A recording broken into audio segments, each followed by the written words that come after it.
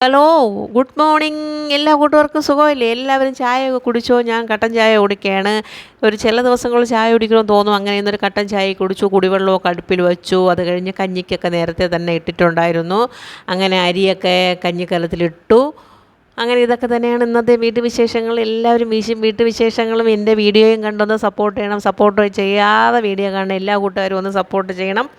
അങ്ങനെ ഇന്നത്തെ മീനും അയലയും ചാളയും നെത്തോലിയൊക്കെ തന്നെയാണ്. നിങ്ങളൊന്നും വിചാരിക്കുന്നത്. അപ്പോൾ ഇന്ന് ഞാൻ പ്രധാനമായി വയ്ക്കുന്നത് ഒരു കപ്പയ്ക്ക കറിയാണ്. അത് നിങ്ങൾ കണ്ടോണം. ഞങ്ങൾ കപ്പയ്ക്ക എന്നാണ് പറയണത്.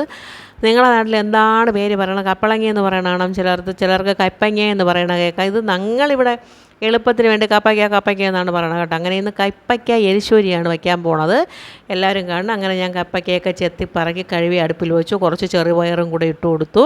എന്നിട്ട് അതിൽ അരയ്ക്കാൻ വേണ്ടി തേങ്ങ, വെളുത്തുള്ളി, ജീരകം, മഞ്ഞൾ, മുളക് ഇതെല്ലാം കൂടെ നല്ലവണ്ണം അരച്ചു. ആവശ്യത്തിന് കരിവേപ്പിലയൊക്കെ ചേർത്ത് അരച്ച് നല്ല കുറുകുറായിട്ട് അടിപൊളി ടേസ്റ്റി കപ്പയ്ക്ക കറി റെഡിയായി. അതിലേക്ക് വേണ്ടി ഒരു പിടി തേങ്ങ ഒന്ന് നല്ലവണ്ണം മൂപ്പിച്ചെടുത്തു. അതിൽ കുറച്ച് ഉഴുന്ന് പരിപ്പ്, കടുക്, വറ്റൽമുളക്, കറിവേപ്പില എല്ലാം കൂടി ഇട്ടതിന് ശേഷം നമ്മൾ ഈ കൂട്ട് തട്ടി ആവശ്യത്തിന് ഉപ്പൊക്കെ ചേർത്ത് അടിപൊളിയായിട്ട് അത് കപ്പയ്ക്ക കറി റെഡിയായി. സൂപ്പർ ടേസ്റ്റി, നല്ല ഹെൽത്തിയാണ്. ഇടയ്ക്കിടയ്ക്കൊക്കെ എല്ലാവരും വച്ച് കഴിക്കണം. പക്ഷേ ഇന്നെല്ലാം ഇങ്ങനത്തെ കറികളാണ്.